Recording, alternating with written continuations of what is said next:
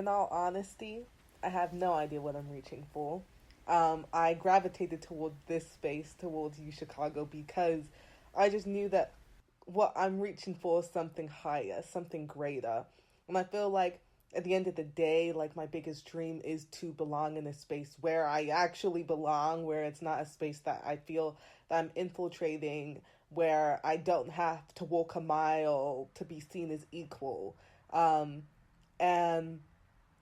even more, like even thinking even more idealistically, to be anywhere and everywhere and be able to belong, to be able to feel at home, for home to truly be wherever, I want it to be. And not in the colonizing sense, you know what I'm saying? But in a world where, it's natural for people to want to get to know different perspectives, to people to be more open to others, where we can kiss on cheeks metaphorically and love one another. That to me is the ideal goal. And even if it can't be worldwide, to be able to foster a space, like that in my new home, wherever that is.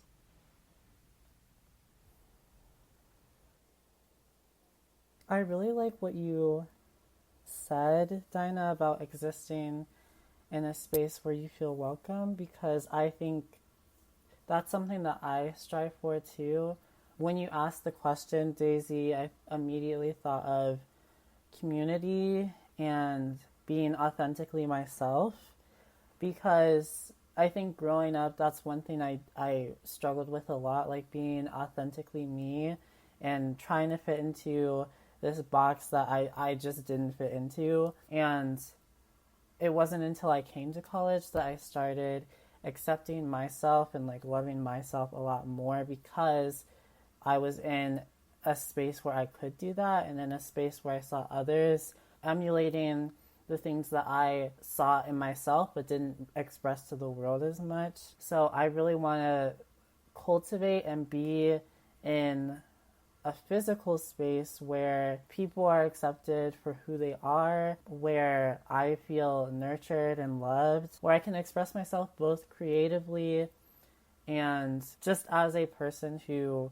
has different experiences than like the status quo, and also just like in a space that's like decolonialized, a space where I'm not having to constantly like defend myself or like explain my perspective more, and just an environment where I can be at peace, where I can have deep conversations about my experiences, and where, like Dinah said, people can I express very much themselves agree with more, what care both for each other Chase more, and and love Dinah have each other said. more.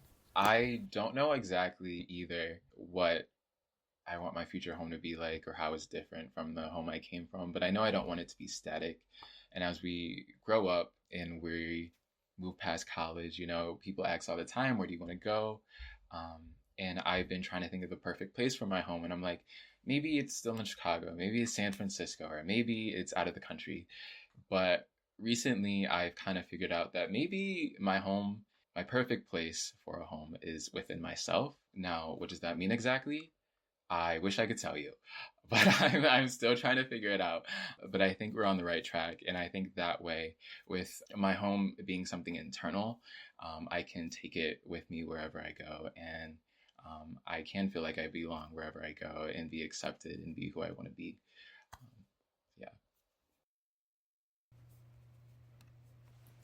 John, I love that because we've had this conversation before of like what it means to like be at peace with yourself. And I think that like that has a lot to do with having peace with your community and like the people you're around or the community or place you're at.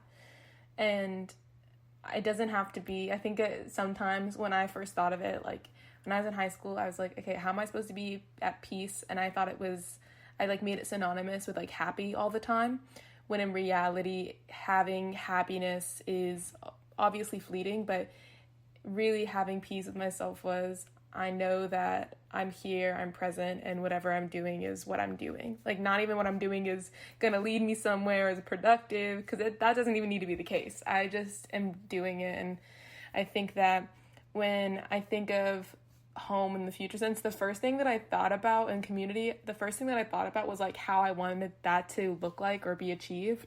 And for me, it's always like I want to be able to have like a meal with people, conversation, like just being able to like this like round table, like everyone's sitting, it's very communal, like it's just, I feel like that is how I see my future community, my people, like whether or not, whatever place it's at, whatever we're doing, eating, like it's just like this very relaxed, like you were kind of saying, it's dynamic, you know, we all have our own things going on in the background, but like we're all here at this table, we're all here at this place. And I think that having community that can, maybe you don't talk for 10 years, maybe you don't talk for a month. During the pandemic, I know I didn't keep up with everyone that I should have. That's okay.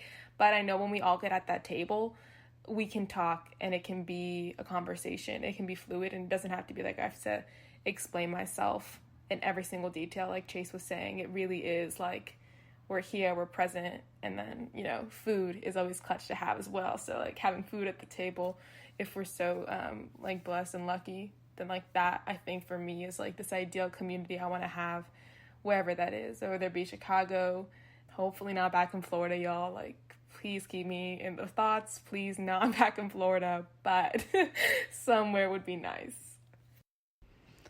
Yes, I agree that food is key to different spaces and community. I think it helps to definitely bring people together as well. But kind of going off what John said about finding home within yourself so you can carry it wherever you go, I thought that was extremely powerful and something that like I myself need to work on. And you know, like I said earlier, like bringing in all these memories and all these, you know, good times from the different places that I do consider home into one space, and what that means, and being able to like carry that within myself into the different spaces that I enter. And you know, all of that in itself, all these different areas create one specific home, and then it's my home.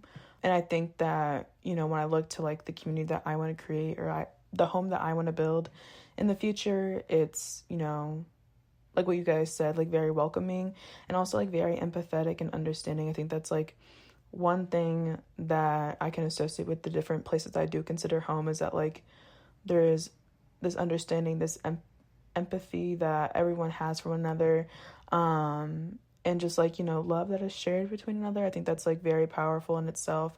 And so one thing I know that like I've been thinking about for a while is that like I want to be able to provide that space for others. I think that like it's very important for others to have that space, because I was privileged enough to have spaces of love and empathy and understanding growing up in multiple different areas, and not everyone gets to have that. And so I know there's power to that, especially when one is growing and whatnot. And so I want to be able to create that space for others. And just a little side note, I want to be able to do that through teaching. I think that it's powerful with kids, and how, you know, kids really do need as much support as possible. But I want to be able to share like that community space with so many people, my friends, my family, you know, whatever it is I'm doing. I want to make sure that others feel like they're welcome, that they're comforted and whatnot, as you guys said before.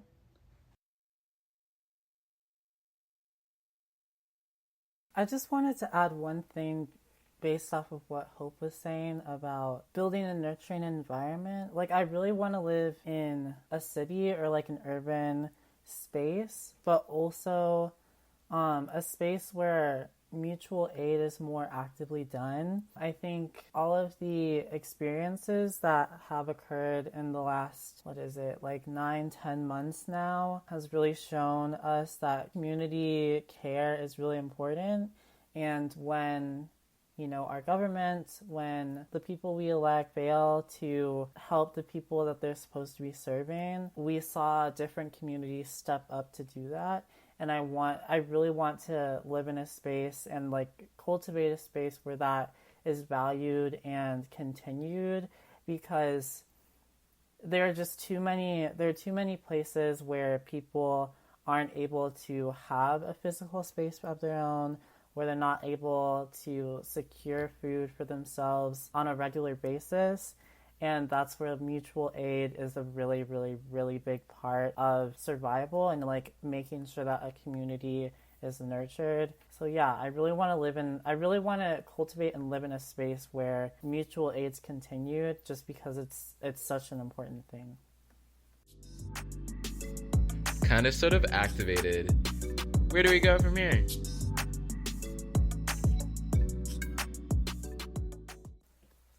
We talked about our own homes a bunch in this introductory episode of the CommuniTEA, Unity and Unrest. And we're excited to go on this journey with you all to dive deeper into the community in our global neighborhood. For this installment of Kinda Sorta Activated, we want to boost the resources and needs of those who aren't in the stable housing situations at the moment.